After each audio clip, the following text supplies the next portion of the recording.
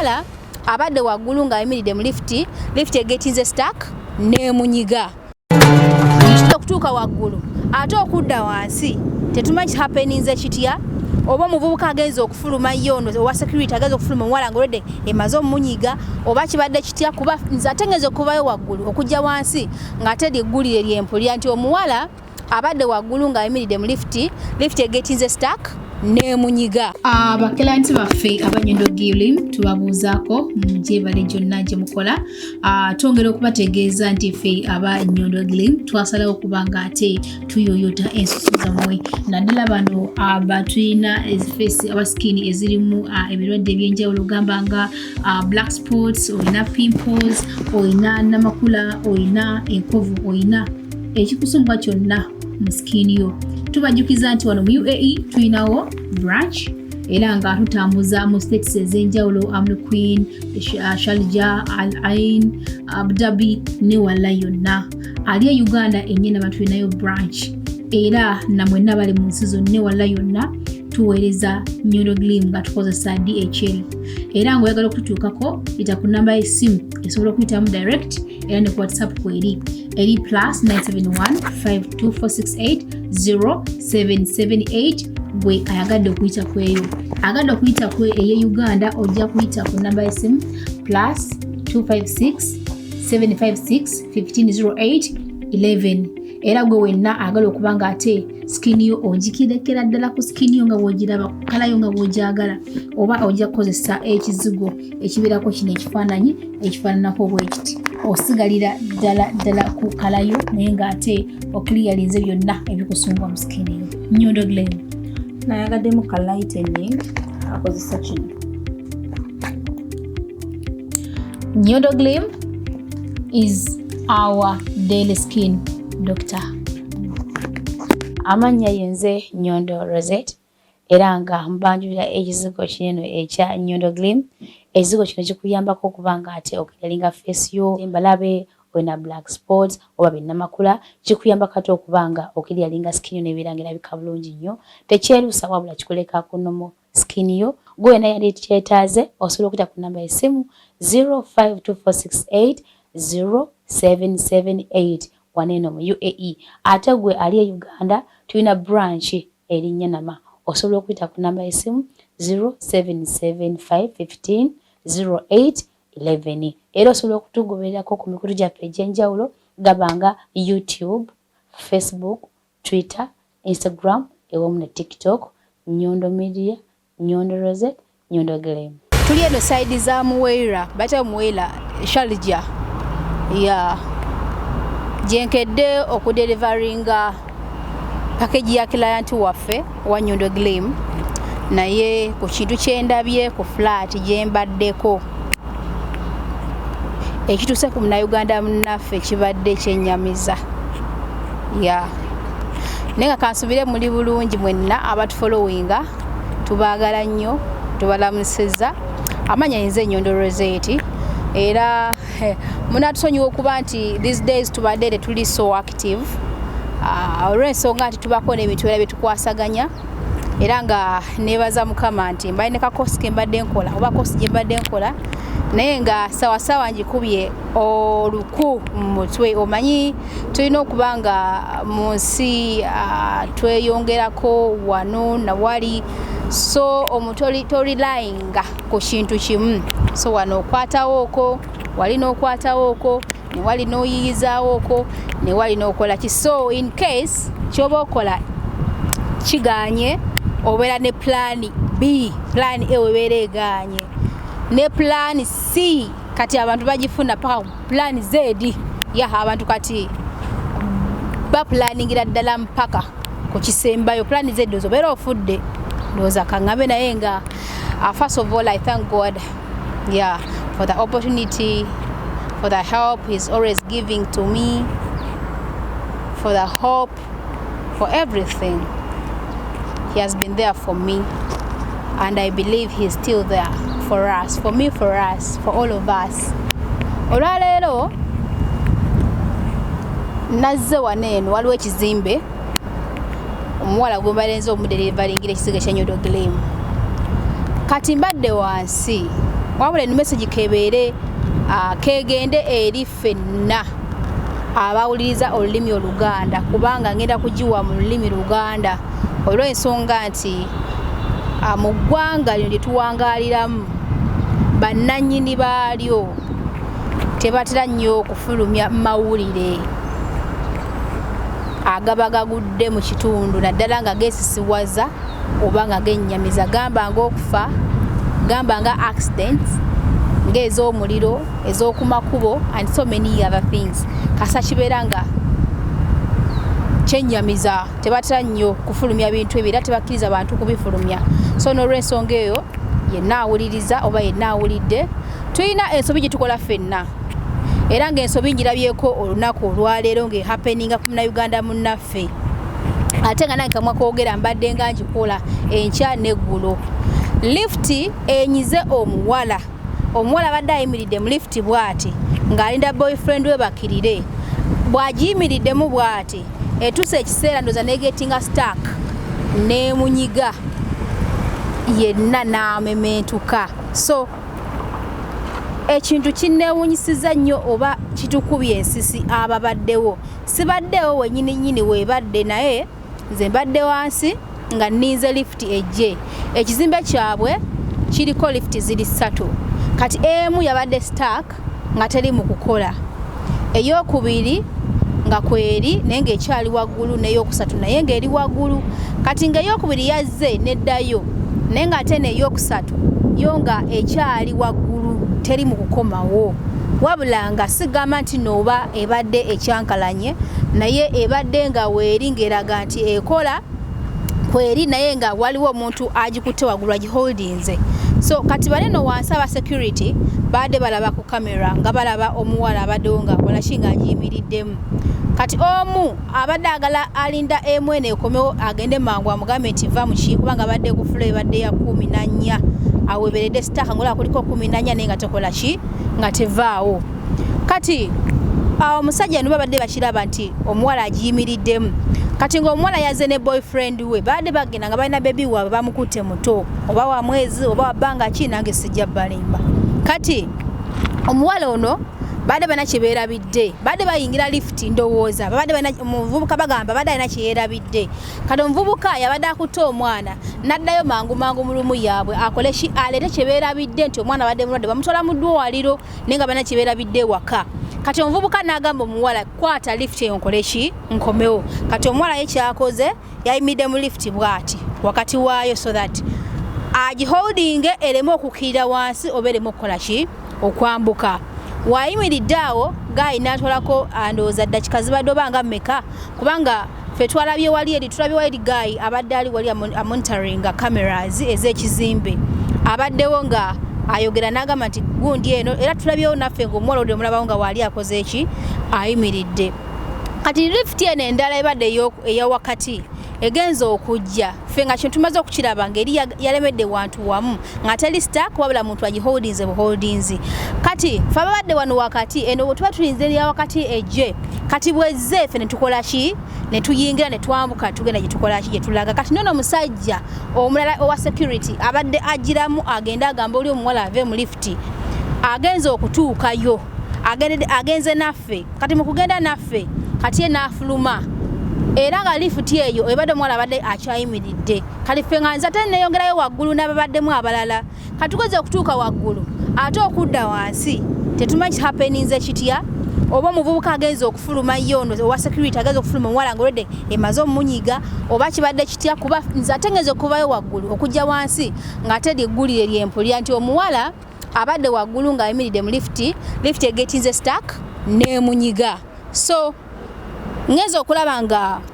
ensonga eyo nkulu nnyo okugigabanako nammwe bannayuganda kyemmanyi nti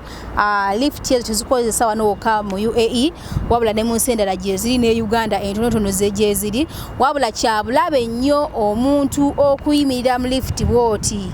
kubanga gw'okimanyi nti erina sensors tejja kukola ki kwegala kubanga mulimu abantu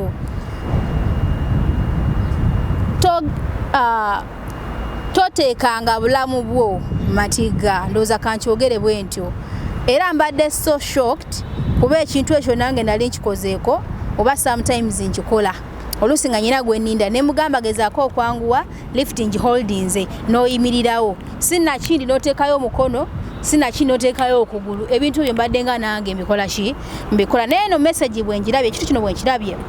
mbadde so shocked era nensalawo okubanga nzija mbeere nga nsharingako message eno nammwe abatufollowinga era nga nzikiriza nkimanyi nti gye muli bangi kuba era nali nkirabyeko nange kamwa koogenda mbagambye nti mbadde nga nkikola naye njize essomo kubanga omuwala sifunye chance mulabako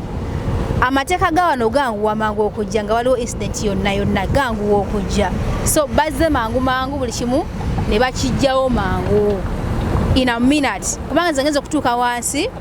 ng'already bagamba maze kwakira nti wange twogeddemuko mubuulidde ogenda kukola bwoti kino nakina kiri ka conversation akwe tufunyeemu akanonotono ngenza okukirira okudda wansi ng'emawulire gensisinkanye nti omuwala abadde wali mu lift waggulu egudi emukoze eki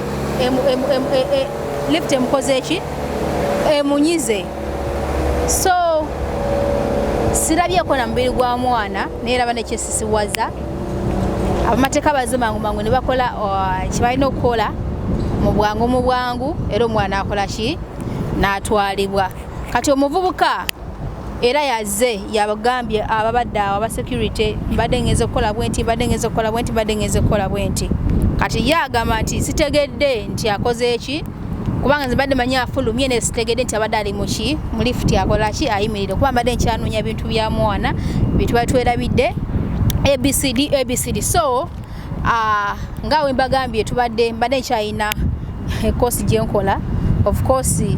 enjikubye oluku mu mutwe alhamdulillah era nga nyina n'endala gyenjagala okwasaganyamu kaawo mpola okusoma tekukola ki tekugwayo nga newankubadde ndi ebiti busy naye nsazeewo ne ŋŋamba okusinziira ku kyendabye olwaleero kanzije mpereze bannayuganda bannaffe kanzije mbabuulire ekituuseewo oba mbalabule kubanga bangi ekikolwa ekyo tukikola tuyimirira mu lift zineeno n'ogiyimiriramu banatekayo omukono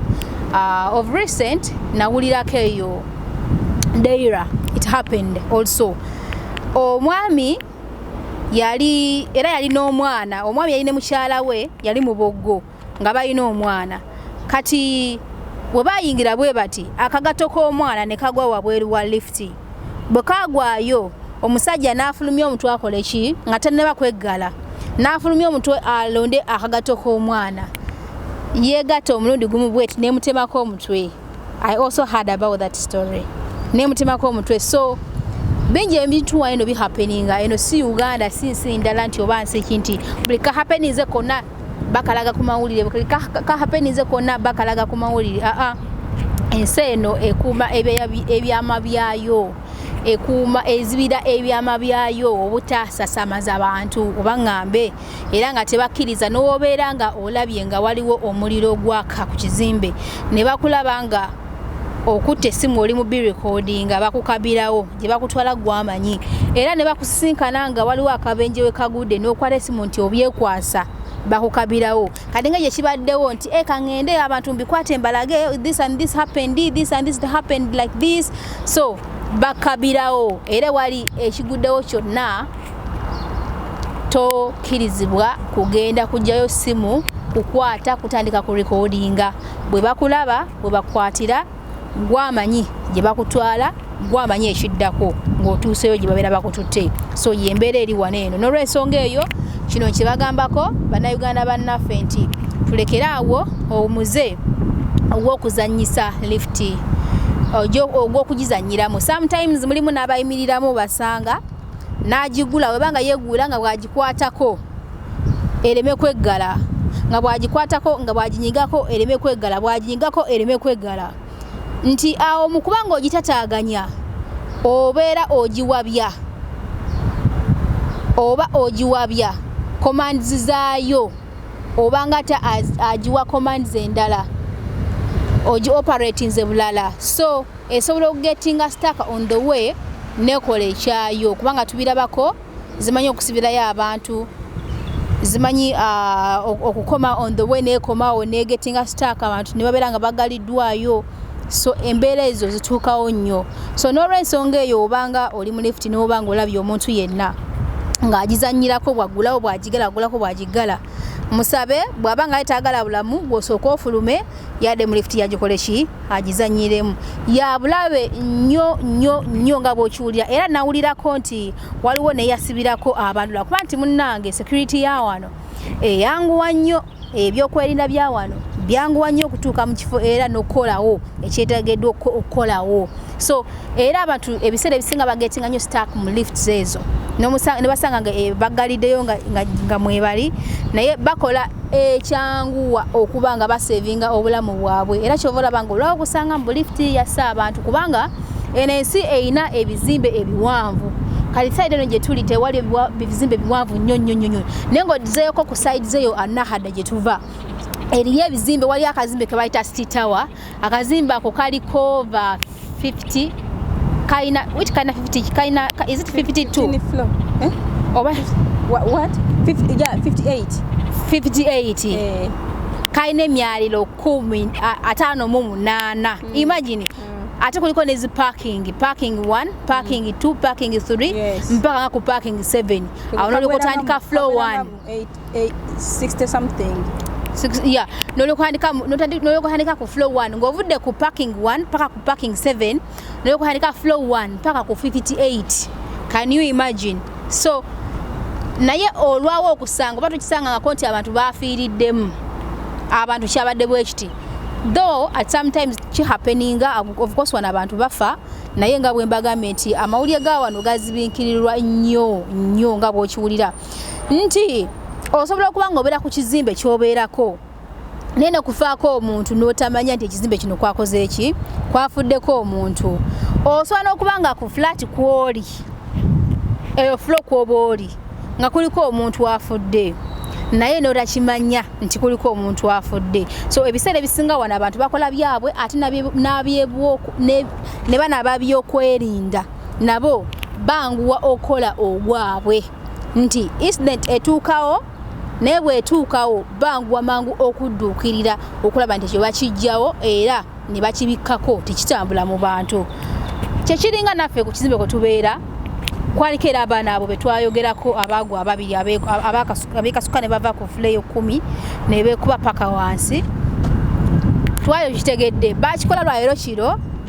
nefe amawulire twagafuna nkeera ate n'ogafuna gaagwo nti kwaliko omu eyali ajjawe waffe nga mukwano gw'abo abalenzi yatugamba nti bakwano bange such thing happened baabuuse bakozebwa newe bati nti singa omuntu oyo teyajja kuwaka kutugamba kintu ekyo twali tetusobola okitegeera so wana abantu of course bafa oluusi nga abadde mulwadde abalala bafa abruptly nolaba nga omuntu agudde bugwi n'afa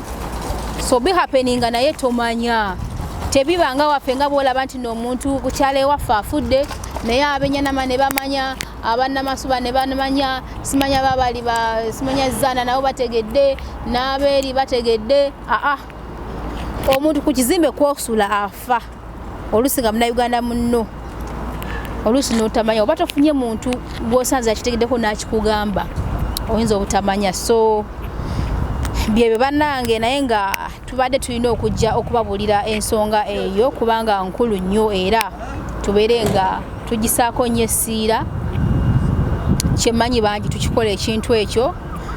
ate nga gwe mulimo gutwasalawo okuba nga tukola okubaweereza bannayuganda n'okubalabula ku kyonna kiri n'okubawa updates ku kyonna ekiba kihappeninga mu ggwanga oba mu nsi kuba omuganda agamba nti ayeeweeza omumbago bakola ki bwebazikuba that's why abaana badde bangi Rozet tulaba updates of course tubadde bizemuko ge mazima nga wembagambye naye ate era tusigala nga bwetuli nti anytime wekiba kyetagisa tuba tusobola okubaweereza and right now kati tuli busy nnyo era tugenda kuba nga tubaweereza ebimwetagiddwa okumanya abasinga mu mbuuza kati situation ki eri ku visas currently sijja balimba nnyo nti nyina ekyamanyi kyemmanyi and of course agaleka kinti si field yange era ngenda ewoli omuntu ali mu eyo field ne tuba nga tuwayamu naba nga abawa updates entuufu nze nesizeefumbira ng'omuntu era nga mbasuubiza mangu ngenda kuba nga mpitako ewadon visa abeere nga ate atuwa updates about visas currently. Yeah, inshallah. I think that's what I had to say. Nyinza okuba sina kisinga kaawo naye nga kantwale omukisa guno okubanga nebaza bannayuganda abatukkiririza mu mpeereza yaffe ne tubaweereza abo abatugoberera ku mikutu gyonna gye tuyitako nga tubaweereza abasubscribinga ku mukutu ogwa YouTube channel mutuzaamu amaanyi ne tumanya nti omulimu gutukola mugusiima ogwa nakyewa ne tumanya nti mugusiima naffe kituzaamu amaanyi era kitugeza ku masha ne tubaako kituwulidde nga tulaba nti kya mugaso eri bannayuganda bannaffe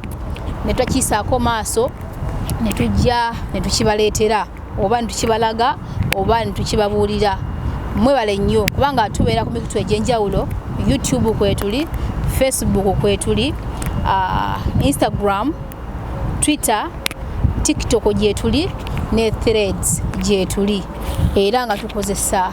erinnya oba amannya Nyondo Media. Eyo nga nvuddeyo nja kwebaza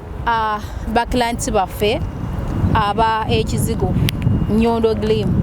era nga kansooke okwebaza Katonda omulamu okubanga atusobozesezza okubanga okuva we twatandika mpaka nakati tetuggwangamu maanyi tusigala tubaweereza olw'ensonga nti ekintu kye tukola tukirinamu obumanyirivu era tukimanyi tukyesiga tukitegeera era ensonga lwaki tulwawo okusisinkana challenges ez'amaanyi ennyo kuba tukimanyi nti mu buli kintu kyonna kibeeramu ne challenges, buli kiba n'obuwonvu n'obuko, tebakikulimba nti buli kintu kyonna kibeera kakeeka. Nedda muganda wange, challenges zibeerawo naye twebaza Mukama nti tuyina engeri gye tuzi overcominga era nti enamba esinga ku bantu baffe betuwa ekizigo ekya Nyondo Glim bafuna exactly what they want. Babadde bafunye mu ka challenge konna, we make sure nti we go back to them ne tubakolya exactly kye baba ino okukola ki okufuna kubanga tusaba baclients baffe abalungi okutuwa ku bifaananyi byabwe ne batwesiga ne babituwa then ne tubakolya ekyo ekituufu ekirina okugendana ne skins zaabwe wabula ne weesisinkana nti oli omutunuulidde n'omulaba nti kino kyengenda omukolera wabula n'okikola ate n'afunamuuko ka challenge. Era ensonga lwaki tubagamba nti oba olina challenge yonna gy'ofunye or anything oyagala kubuuza komawo gye tuli, we give you exactly what you're supposed to be given. Era yensonga lwaki nti osisinkana nti tetulina muntu yenna akola ki complaininga agamba nti ate nze tebankozeeko, ate nze bankoze bwe bati, ate nze bankoze bwe bati. Era nga nyongera okubajjukiza nti noffe twagana okwerusa ekintu kye tukomako kikya lightening. Tulina nakyo one, oyo ye muntu ayagalira ddala ddala ye muntu omuddugavu ye nga muddugavu bulungi naye nga tayagala mu wadde ka lightening wadde akantu akakyuka ne tumukolera asigale mu black yenga bwali tumukolera nakyo one. Ne wabeerawo omulanga ye wakataketake siriawo nti muddugavu naye nga tayagala kukola kikweyongerako tetumuwadde kyoli omuddugavu ennyo aine tumuwa naye ekyo ekimujyamu ate nga teyeyongedde kweruka. Then ne wabeerawo ate omulala ye nga ali awo omweru yeru ninga naye agamba sagala kweruka ntumuwa nakyo tu. Then wabeerawo oli agamba njala ka lightening nga katono ntumuwa ka lightening nga katono, lightening 1. Ne wabeerawo oli agamba nti njagala kizungu nga kiri strong nga si kwerusa wabula nga kiri strong nga kimpamu lightening owamanyi nebeera nga njaka. Ekyo ne tukikola n'abeera nga skin erabika bulungi nnyo ng'afunye lightening gy'ayagala. So tubuuza baclients baffe era tubawa okusinziira ku kibeera basabye, okusinziira ku skins zaabwe, okusinziira ku kibeera ba orderlinze. Ne tubajjanjaba embalabe, ne tubajjanjaba black spots, ne tubajjanjaba olusundo, abamu baba n'oluyinja mu face ne tubijjanjaba. So yensonga lwaki naffe we tuli tulabika bulungi nnyo tetwerusa kwolonasusuza abantu era omuntu ajja nga skin ye ng'eri deadly nga skin ye toyina wootandikira ng'olaba kubanga mulimu egi ajja nakugamba skin yange ogiraba nga na black spots ayina embalabe ng'afaana bulala ddala. nakugamba nti ate nze njagala ekizigo nga kyannakyo sagala adde kukolamu kano sagala kolamu kali ngolaba nti kiyinza okubeera ekizibuzibu tumugamba ensonga lwaki tusaba ekifaananyi tumugamba mukwano awooli abcd oli olusinga yeyerusa nafuna kyonna afuna kiri of course n'omuntu eyerusa naaba nga sikini ye bagyonoona tukuzza engulu kino kyo mbajjukiza nti tukuzza engulu so mwebale kutwagala mwebale kutukiririzaamu tubeeyanziza nnyo mwebale nnyo mwebalire ddala amanya yenze Nyondo Rozet atakumira mpeera abatukumire tusisinkane olundi nateera amanya yenze Nyondo Rozet era nga mbanjulira ekizigo kinene ekya Nyondo Glim ekizigo kino kikuyambako okubanga ate okuyalinga face yo embalabe wena black spots oba binnamakula kikuyambako ate okubanga okiryalinga skin yo nebeera erabika bulungi nnyo tekyerusa wabula kikuleka kunomo skin yo gwe na yali kyetaaze osobola okuyita ku namba y'essimu 0524680778 waneno mu UAE ate gwe ali e Uganda tulina branch erinnya nama osobola okuyita ku namba y'essimu 0775150811 era osobola okutugobererako ku mikutu gyaffe egy'enjawulo gabanga YouTube, Facebook, Twitter, Instagram ewamu ne TikTok Nyondo Media, Nyondo Rozet, Nyondo Glim. Nyondo Media.